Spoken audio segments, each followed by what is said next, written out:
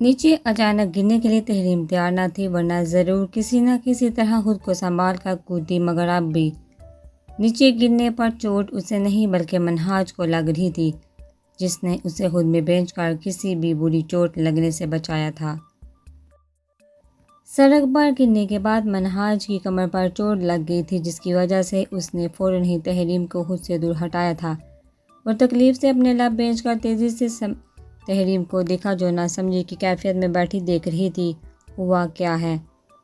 اس نے تحریم کو بازو سے پکڑ کر کھڑا کیا اور تیزی سے اپنے ساتھ لے کر دوسری طرف چلنے لگا۔ ارد گرد سنسان علاقہ تھا، شام ہو چکی تھی، اب رات ہو رہی تھی۔ منہاج بس جلدی سے جلدی تحریم کو یہاں سے محفوظ جگہ لے جانا چاہتا تھا۔ اسے اپنی فکر نہیں تھی، کیونکہ وہ خود اپنی حفاظت کرنا جانتا تھا۔ اگر اسے پتہ ہوتا کہ تحریم ہی کوئین ہے جو اسے اچھا خاصا مزہ بھی چکھا چکی ہے، تو وہ کبھی بھی یوں اسے اپنے ساتھ لے کر بھاگ نہ رہا ہوتا۔ تحریم بھی تیزی سے مضبوط قدم جماتی ہوئی منہاج کے ساتھ بھاگنے کے انداز میں چل رہی تھی۔ منہاج نے ارد گرد تفصیلی نگاہ ڈالتے ہوئے اپنی جیب سے موبائل نکالا اور حاشر کو کال میں لانے لگا، مگر جب اس نے دیکھا تو اس علاقے میں سگنل ہی نہیں تھے۔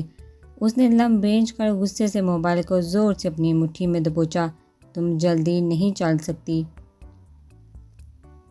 منہاج نے غصے سے تحریم سے کہا، جو بیچاری پوری تیزی سے ہی اس کے پیچھے چل رہی تھی۔ تم میرے پیروں کے نیچے ٹائر لگوا دو، پھر دیکھنا میں کتنی تیزی سے بھاگتی۔ دو آنکھیں گھماتی منہ بکارتے ہوئے بولی۔ بھوک سے چوہے اس کے پیٹ میں کود رہے تھے۔ اس نے صرف سینڈوچ ہی کھایا ہوا تھا، جو اس کے بھوک مٹانے کے لیے ناکافی تھا۔ بس تم زبان ہی تیزی سے چلا سکتی ہوتی تو چل ہی نہیں سکتی۔ وہ ایک جگہ رک کر اسے گھورتے ہوئے بولا۔ اب آپ یہاں کھڑے ہو کر مجھ سے اردو کی طرح لڑیں گے؟ تحریم نے اپنی آئی برو اٹھا کر اسے سوالیہ انداز میں پوچھا۔ فضول بکواس مت کرو ورنہ۔ منہاج نے اسے اپنی انگلی اٹھا کر وارن کیا اور اپنے دوسرے ہاتھ سے اپنی کمر کو ہلکا ہلکا سہلانے لگا۔ ورنہ کیا کریں گے؟ وہ کمر پر ایک ہاتھ رکھتی، دوسرا ہاتھ ہوا میں نچاتے ہوئے لڑاکا اردو کی طرح بولتی۔ منہاج کو زہر لگ رہی تھی۔ ورنہ کچھ بھی نہیں کروں گا، فی الحال تم اپنی زبان کی بجائے اپنی ٹانگوں کو تیزی سے چلاؤ۔ منہاج اس کو لڑنے کے لیے تیار دیکھ کر جھنجھلا کر بولا۔ ہوں، چل ہی رہی تھی، آپ نے ہی بیچ میں روک کر اپنی پٹر پر زبان چلانا شروع کر دی ہے۔ وہ منہاج کے ہم قدم چلتے ہوئے اپنی زبان تیزی سے چلا رہی تھی، جبکہ منہاج خاموشی سے لب بھیج کر اس کے پٹر پر چلتی زبان کے جوہر دیکھ رہا تھا۔ السلام علیکم انکل، کیسے ہیں آپ؟ ارحم زمان سے بغل گیر ہوتا ہوا بولا۔ وعلیکم السلام بیٹا، الحمدللہ میں ٹھیک ہوں۔ تم سناؤ، خیریت؟ آج اچانک تم آفس میں آ گئے، گھر ہی آ جاتے، وہاں بات کر لیتے۔ زمان ارحم سے علیحدہ ہوتا ہوا بولا۔ نہیں انکل، میں آپ سے اکیلے میں بات کرنا چاہتا تھا۔ دراصل بات یہ ہے کہ میں چاہتا ہوں آپ نور کا یہ سیمسٹر ڈراپ کروا دیں۔ وہ ہچکچاتا ہوا زمان سے بولا۔ وہ کبھی بھی نور کی پڑھائی نہ رکواتا، مگر ہانیہ اور رجا لوگوں کی باتیں سن کر وہ کوئی رسک نہیں لینا چاہتا تھا۔ لیکن کیوں ارحم، کیا ایسی کوئی بات ہے جو تم مجھ سے چھپا رہے ہو؟ زمان نے سوالیہ انداز میں ارحم سے پوچھا، جو ایک پل کو گڑبڑا گیا تھا۔ انکل، جیسا آپ سوچ رہے ہیں ایسا کچھ بھی نہیں، آپ مجھ پر بھروسہ رکھیں، میں نور کے لیے کچھ غلط نہیں سوچوں گا۔ وہ زمان کو یقین دلاتے ہوئے بولا، جو کچھ خاص مطمئن نظر نہیں آ رہا تھا۔ اچھا ٹھیک ہے ارحم، میں تمہاری بات مان لیتا ہوں، مگر اگر کوئی بات ہے تو تم مجھے وقت پر ہی بتا دینا۔ زمان ارحم کو دیکھتا ہوا بولا، جس نے جڑ سے اپنا سر ہلایا تھا۔ اور ہاں، آج میرے ساتھ ہی گھر چلو، وہاں ہی ڈنر کر لینا۔ زمان اٹھتا ہوا مزید بولا۔ انکل انشاءاللہ کل آؤں گا، معاف کیجیے گا مگر آج مجھے اپنے کچھ دوستوں کے ساتھ جانا ہے۔ وہ معذرت کرتے ہوئے بولا۔ چلو پھر میں آسیہ کو بول دوں گا کہ کل تم ہمارے گھر آ رہے ہو۔ زمان ارحم سے بغل گیر ہوتے ہوئے ملا۔ اللہ حافظ انکل، انشاءاللہ کل ضرور آؤں گا۔ ارحم بولتا ہوا زمان کے ساتھ ہی آفس سے نکل گیا۔ اب اس کا ارادہ کل زمان سے ماضی کے بارے میں پوچھنے کا تھا۔ منہاج سر، میرے سے اب مزید نہیں چلا جائے گا۔ وہ لوگ کافی دیر سے چل رہے تھے، مگر اب تحریم کی بس ہو چکی تھی، اس وجہ سے وہ ایک جگہ رکتی ہوئی منہاج سے بولی۔ اس وقت سائے ڈال چکے تھے، رات کا وقت، اور اب موسم بھی خراب ہونے لگا تھا۔ تو اب میں کیا کروں؟ تمہیں اٹھا کر چلوں؟ میری خود کمر ٹوٹی ہوئی ہے، میں اب تم جیسی موٹی لڑکی کو اٹھا کر مزید اپنی کمر نہیں توڑوانا چاہتا۔ وہ طنزیہ بولتا ہوا تحریم کو زج کرنے میں کامیاب ہو گیا تھا۔ خود تم موٹے بینسے جتنے ہو اور مجھ معصوم چھوٹی سی پیاری سی بچی کو موٹی کہہ رہے ہو۔ وہ اپنے نازک سراپے پر ایک نظر ڈال کر منہاج سے بولی، ہاں تم اتنی بچی، سب پتہ ہے مجھے تمہارا پوری کی پوری لڑاکا تیارہ ہو جو کسی پر بھی گر کر اس کا تباہ کر دے۔ اس کا بڑا ثبوت میری ٹوٹی ہوئی کمر ہے۔ وہ منہ بگاڑتا ہوا اپنے کمر کو ہلکا ہلکا دباتا ہوا تحریم سے بولا، جو اب زمین پر بیٹھنے والی تھی۔ تم بس یہ لڑنے کی جگہ نہیں ہے، تھوڑی دیر اور کچھ یقین ہے اس کے بعد مین روڈ آ جائے گا۔ وہ تحریم کو ٹوکتا ہوا بولا اور دوبارہ چلنے لگا۔ تحریم بھی جلدی سے منہ بناتے ہوئے اس کے ساتھ ساتھ چلنے لگی۔ تھوڑی دور وہ لوگ گئے تو وہاں ان کو پولیس کا ناکہ دکھائی دیا۔ شکر ہے پولیس ہماری مدد کر سکتی ہے، چلو تم جلدی۔ منہاج کچھوے کی طرح چلتی تحریم کو دیکھا بولا۔ تحریم کے ساتھ پولیس کے پاس جانے لگا کہ اسی وقت گاڑی میں سے افراہم نکلا اور لمبے لمبے ڈاگ بڑھتا تحریم کے پاس آیا اور ایک تنقیدی نگاہ تحریم پر ڈال کر غصے سے منہاج سے بولا، تم نے میری بہن کے ساتھ کیا کیا ہے؟ کیا بکواس کر رہے ہو تم؟ منہاج نے ناسمجھی والے انداز میں پوچھا، پھر اچانک اس کی نگاہ تحریم کی طرف اٹھی جس کی شرٹ بازو سے پھٹی ہوئی تھی جبکہ جینز بھی ایک دو جگہ سے ہلکی سی پھٹی ہوئی تھی۔ بھائی تحریم بولنے ہی لگی تھی کہ افراہم اس سے ٹوکتا ہوا بولا، تم چپ ہی رہو افراہم، جیسا تم سوچ رہے ہو ویسا بالکل بھی نہیں ہے۔ منہاج اسے سمجھانے والے انداز میں بولا، بکواس مت کرو، تم کیا سمجھتے ہو بچہ ہوں میں جو کچھ بھی نہیں سمجھ رہا۔ تم ابھی اور اسی وقت تحریم کے ساتھ نکاح کرو گے ورنہ میں سب کو بتا دوں گا کہ تم کیسے انسان ہو جو کب سے میری بہن کو لے کر غائب ہے اور میں یہاں پاگلوں کی طرح اسے شام سے ڈھونڈ رہا ہوں۔ وہ ڈرتے ہوئے منہاج سے بولا جس کے ماتھے پر سلوٹیں نمایاں ہوئی تھی، کبھی بھی نہیں، میں کیوں اس سے نکاح کروں گا؟ اگر تمہیں اپنی بہن پر بھروسہ نہیں تو میں کیا کر سکتا ہوں؟ اب کی بار منہاج بھی اگر آیا تھا تو تم کیا تمہارے اچھے پیشہ نکاح کریں گے ورنہ اسے میں نہیں تو بھی جان کبھی قبول نہیں کریں گی۔ انہیں بھی پتہ چل گیا ہے کہ تحریم کسی لڑکی کے ساتھ غائب ہے اور جانتے ہو اس کا سب سے بڑا ثبوت یہ ہے۔ افراہم غصے سے بولتا ہوا اس کو اپنا موبائل دکھانے لگا جس میں تحریم اور منہاج کی ریسٹورنٹ سے نکلنے والی تصویر تھی جب منہاج تحریم کو بازو سے پکڑ کر کھینچ کر لے جا رہا تھا۔ ٹھیک ہے، میں اس سے ابھی نکاح کرنے کو تیار ہوں۔ منہاج اپنے بالوں کو ایک ہاتھ میں جگڑتے ہوئے کچھ سوچ کر بولا، بھائی۔ تحریم نے آنسو سے بڑی آنکھوں سے افراہم کو دیکھا جو صاف نظریں چرا گیا تھا۔ نعمان، نکاح کا انتظام کرو جلدی سے۔ افراہم نعمان کو بلاتا ہوا بولا تو منہاج بھی اب حاشر کو فون کرنے لگا کیونکہ اب یہاں سگنل آ رہے تھے۔ حاشر کے پہنچنے سے کچھ دیر بعد ہی مولوی بھی آ گیا تھا جس کے فوراً بعد ہی تحریم اور منہاج کا نکاح کروا دیا گیا تھا۔ تحریم کبھی بھی تیار نہ ہوتی اگر افراہم اسے زبردستی نہ کرواتا۔ تحریم نکاح کے بعد منہاج کو ایک نظر دیکھے بغیر جا کر افراہم کی گاڑی میں بیٹھ گئی۔ تم کل آ کر تحریم کو لے جانا، میں نہیں چاہتا کہ اس کی بدنامی ہو اور لوگ میری بہن کو برا بھلا کہیں۔ افراہم سنجیدگی سے منہاج سے بولا جس نے صرف سر ہلانے پر ہی اکتفا کیا تھا۔ منہاج اپنی اکڑی ہوئی اور دکھتی کمر کے ساتھ ایک نظر گاڑی میں بیٹھی تحریم پر ڈال کر حاشر کے ساتھ چلا گیا۔ تم نے اچھا نہیں کیا شاہ، وہ افراہم کے بیٹھتے ہی اس سے بولی، یہ تمہارے بھلے کے لیے ہی ہے اور ویسے بھی ساری نیوز چینل پر تمہاری اور منہاج کی تصویر ہی دکھ رہی ہے۔ یہ تو شکر ہے کہ تمہارا چہرہ صاف نہیں دکھ رہا۔ افراہم نے گاڑی چلاتے ہوئے تو حمل سے جواب دیا، مگر تم یہ جانتے ہو کہ یہ ہمارے پلان کا حصہ نہیں تھا۔ وہ دھیمی آواز میں چیخی تھی، یہ تو شروع سے ہی پلان میں شامل تھا کوئین، بس پہلے ہم نے کبھی کھل کر اس بارے میں بات نہیں کی تھی۔ افراہم کا ٹھنڈا جواب تحریم کو مزید تپا گیا تھا۔ شاہ، میرا پلان صرف منہاج سے کام نکلوانا تھا، نہ کہ اس کے ساتھ زندگی گزارنا۔ وہ غصے سے بولی تھی، تو پھر کیا ہوا؟ تم نے کسی نہ کسی کے ساتھ شادی تو کرنی تھی نا، پھر منہاج سے کر لی تو کوئی فرق نہیں پڑتا۔ اور اب کوئی بات میں اس متعلق نہیں کرنا چاہتا۔ وہ اس کا غصہ ٹھنڈا کرنے کی ناکام کوشش کرتا آخر میں بولا۔ تحریم افراہم کو ہونہار نظروں سے گزرنے کے بعد گہرا سانس لے کر اپنا رخ دوسری طرف موڑ گئی۔ زندگی کس کروٹ موڑ لے رہی ہے یہ اسے سمجھ ہی نہیں آ رہا تھا، مگر وہ اپنا مقصد کیسے پورا کرتا ہے، کیسے پورا کرنا ہے اچھے سے جانتی ہے۔ فی الحال اس نے اپنے آپ کو حالات کے حوالے کر دیا۔ اب دیکھتے ہیں کہ کیسے اس کی زندگی کروٹ بدلتی ہے۔ منہاج نے گھر آ کر سب سے پہلے شاور لے کر اپنا دماغ ٹھنڈا کیا۔ اسے سمجھ نہیں آ رہا تھا یہ ہوا کیا ہے اس کے ساتھ۔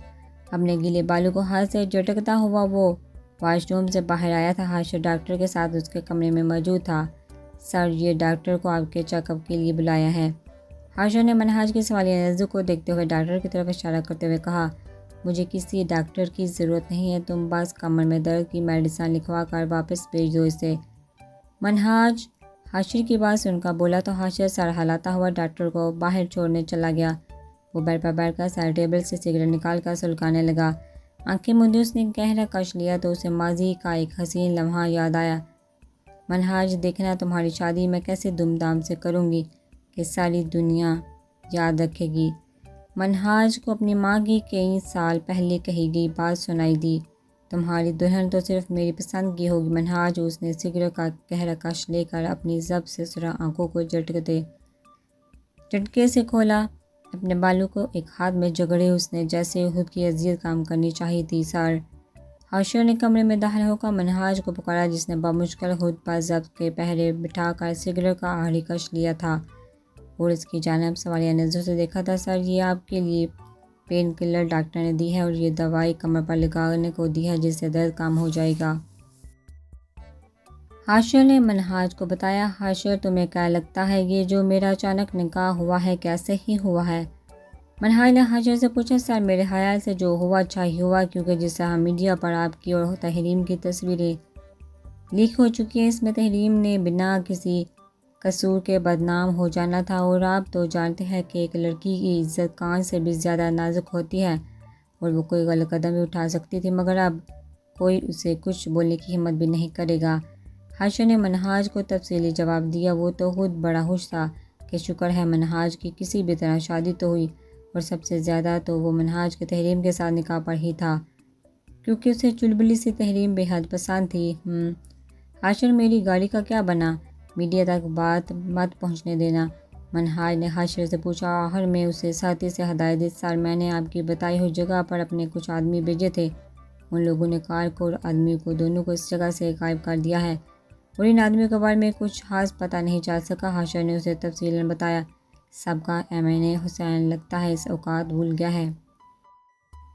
کل صبح پریس کانفرنس ارینج کرو اور پھر اس کے بعد مجھے اس کا بیٹا اپنے فارم ہاؤس پر ملنا چاہیے، ذرا اس سے بھی تو اس کی جگہ یاد دلائی جائے۔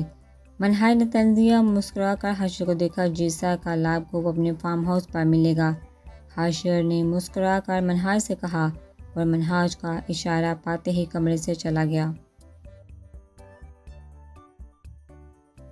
نور، تم نے مجھے کہا تھا کہ تم کیلی گرافی کی کچھ دیر کلاسز لینا چاہتی ہو، زمان نے نور سے اچانک پوچھا۔ وہ لوگ اس وقت گھر کے لان میں بیٹھے ٹھنڈی ہوا کے ساتھ چائے سے لطف اندوز ہو رہے تھے۔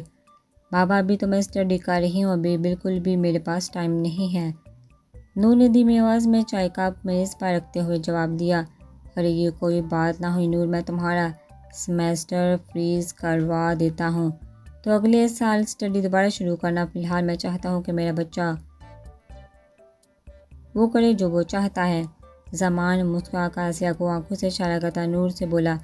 اور ہم نے نہ کہا ہوتا تو وہ نور کا کبھی بھی سیمیسٹر فریز کروانے کا نہ سوچتے۔ آسیہ جو کچھ بولنے پر تول رہی تھی، زمان کا اشارہ پا کر خاموشی سے لب بھیج کر دونوں کی گفتگو سننے لگی۔ مگر بابا، نور کا دل اپنی پڑھائی کو روکنے کا نہیں تھا۔ مگر کچھ نہیں نور، تم نے جو کچھ سیکھنا ہے وہ سیکھ لو، زمان نور کی ہمت بڑھاتے ہوئے بولے۔ اس کی ہچکچاہٹ وہ محسوس کر چکے تھے۔ بابا، میں سیلف ڈیفنس سیکھنا چاہتی ہوں، نور نے مضبوط آواز میں زمان سے کہا۔ زمان اور آسیہ دونوں نے حیرت سے اسے دیکھا۔ لیکن نور، بابا ابھی آپ نے کہا جو میں کرنا چاہتی ہوں، تو پھر بس میں سیلف ڈیفنس سیکھنا چاہتی ہوں تاکہ خود کی حفاظت میں مشکل وقت میں کر سکوں۔ زمان کو بیچ میں ٹوکتی ہوئی نور سنجیدگی سے بولی۔ زمان، نور میری بیٹی جو چاہتی ہے اسے کرنے دے۔ آسیہ نور کی بات سن کر زمان سے بولی۔ اچھا ٹھیک ہے نور، زمان نے مسکرا کر نور سے کہا جس نے خوش ہوتے ہوئے بیٹھی اسی کا ہی انتظار کر رہی تھی۔ شکر ہے تحریم تو ٹھیک ہو، بی اماں بے چینی سے اٹھی اور تحریم کو خود بھی بھیج کر بولی، بی اماں مجھے اتنی جلدی کچھ نہیں ہونا تھا۔ تحریم ہلکے پھلکے لہجے میں بی اماں سے بولی، تحریم ایسی بات میرے ساتھ مت کیا کرو، جا کر شاباش فریش ہو کر آؤ، میں تمہارے لیے مینا سے بول کر کھانا لگواتی ہوں۔ بی اماں تحریم کو گھور کر بولی تو تحریم کے چہرے پر ہلکی سی مسکراہٹ نمودار ہوئی۔ بی اماں پہلے آپ یہ بتائیے کہ کیا آپ نے اپنی دوائی لی ہے؟ نہیں لی نا آپ نے؟ اب آپ جا کر آرام کرے۔ بس مینا سے بولے کہ میرا کھانا گرم کر کے میرے کمرے میں دے جائے، اب بس میں فریش ہو کر کھانا کھا کر آرام کرنا چاہتی ہوں۔ تحریم بی اماں سے بولی تو وہ سر ہلاتی ہوئے اسے کمرے میں جانے کا اشارہ کر کے خود بھی مینا کو آواز دے کر تحریم کا کھانا گرم کرنے کا بولتی ہوئی چلی گئی۔ تحریم لاؤنج میں خاموش کھڑے افراہم کو نظر انداز کر کے اپنے کمرے میں چلی گئی۔ وہ ابھی بھی افراہم سے ناراض تھی۔ افراہم نے تحریم کو جاتے دیکھا تو مبہم سا مسکرا کر خود بھی اپنے کمرے کی جانب چلا گیا۔ اس نے تحریم کا نکاح اچانک ہی کروانے کا فیصلہ کیا تھا، ورنہ وہ اچھے سے باخبر تھا کہ تحریم نے زبردستی شادی کے علاوہ کبھی شادی نہیں کرنا تھی۔ تحریم فریش ہو کر ڈھیلے ڈالے کپڑے پہن کر اپنے کمرے میں آئی، جہاں مینا میز پر اس کے لیے کھانا لا کر گئی تھی۔ اس نے خاموشی سے کھانا کھایا اور ٹرے اٹھا کر کچن میں رکھتے ہوئے مانو کے کمرے میں گئی، جہاں مینا بھی اس کے ساتھ ہی سوئی تھی۔ اس نے سوئی ہوئی مانو کو محبت سے دیکھا، اس کے ماتھے کو اپنے ہونٹوں سے آہستہ سے چھوا اور آہستہ سے اس پر ایک نگاہ ڈال کر اس کے کمرے سے نکل اپنے کمرے میں آ گئی۔ بیڈ پر بیٹھ کر لیمپ کی ہلکی روشنی میں تحریم ماضی کی یادوں میں کھو گئی تھی۔ لیمپ کو بند کرتے وہ چلاتے ہوئے سے 2 سال پہلے کا واقعہ یاد آیا۔ ماضی وہ اپنے کالج کے ٹرپ پر گئی تھی جب اس کی ایک میم نے اس کا فون اپنے گھر کال کرنے کے لیے مانگا۔ پہلے تو تحریم کو حیرت ہوئی کہ میم نے اس سے کیوں مانگا ہے، لیکن پھر میم کو خود کی جانب دیکھتے ہوئے اس نے موبائل میم کو دے دیا۔ میم جب تحریم کو موبائل واپس کرنا چاہا تو ان کے ہاتھ سے موبائل چھوٹ کر سیدھا زمین پر گرا، جس کی وجہ سے موبائل ٹوٹ گیا۔ اس نے آنکھیں پھیلا کر اپنے ٹوٹے ہوئے موبائل کو دیکھا۔ اب میں گھر کال کیسے کروں گی؟ تحریم دھیمی آواز میں فون کو پکڑتے ہوئے پریشانی سے بولی۔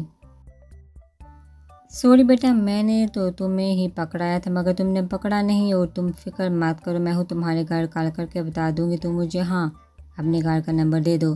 میم پہلے سارا الزام تحریم پر ڈالتی، پھر آخر میں مصنوعی ہمدردی سے بولی۔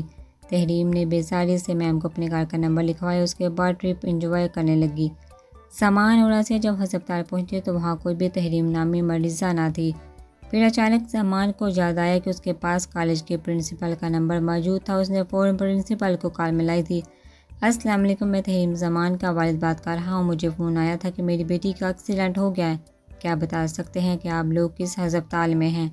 پرنسپل کی کال اٹھاتے ہی زمان بولا، وعلیکم السلام زمان صاحب، لگتا ہے آپ کو کوئی غلط فہمی ہوئی ہے، تحریم تو اس وقت بحفاظت اپنے کمرے میں موجود ہے۔ پرنسپل کی بات سن کر زمان کے ماتھے پر سلوٹیں نمودار ہے، کیا آپ میری تحریم سے بات کروا سکتے ہیں؟ زمان نے پرنسپل سے پوچھا۔ زمان صاحب وہ ابھی سو رہی ہے، آپ بے فکر ہیں، وہ بالکل محفوظ ہے، پرنسپل نے کہا تو زمان نے الوداعی کلمات بول کر فون بند کر دیا اور اپنے قریب پریشانی سے کھڑی آسیہ سے بولا، لگتا ہے کوئی غلط فہمی ہو گئی ہے، تحریم اس وقت بحفاظت اپنے کمرے میں سو رہی ہے، چلو واپس چلتے ہیں۔ زمان کے پاس ان کا آسیہ سکون کا سانس لی اور گھر کی جانب چل دیے، جہاں ایک قیامت ان پر گزر چکی تھی۔ وہ لوگ گھر پہنچے تو گیٹ پر چوکیدار کو نہ دیکھ کر انہیں کچھ گڑبڑ کا احساس ہوا۔ زمان اور آسیہ دونوں گاڑی سے باہر نکلے اور گھر کے اندر داخل ہوئے۔ زمان کو لگا کہ شاید گارڈ اپنے کوارٹر میں گیا ہوگا۔ وہ لوگ گھر میں داخل ہوئے جب سامنے ہی سیڑھیوں کے پاس جنت بی بی خون میں لت پت پڑی ہوئی تھی۔ امی امی، آسیہ کی چیز سن کر زمان بھاگ کر اپنی ماں جنت بی بی کو پکارتا ان کے پاس آیا تھا۔ امی، زمان نے دیکھا تو جنت بی بی کی سانسیں بند ہو چکی تھی۔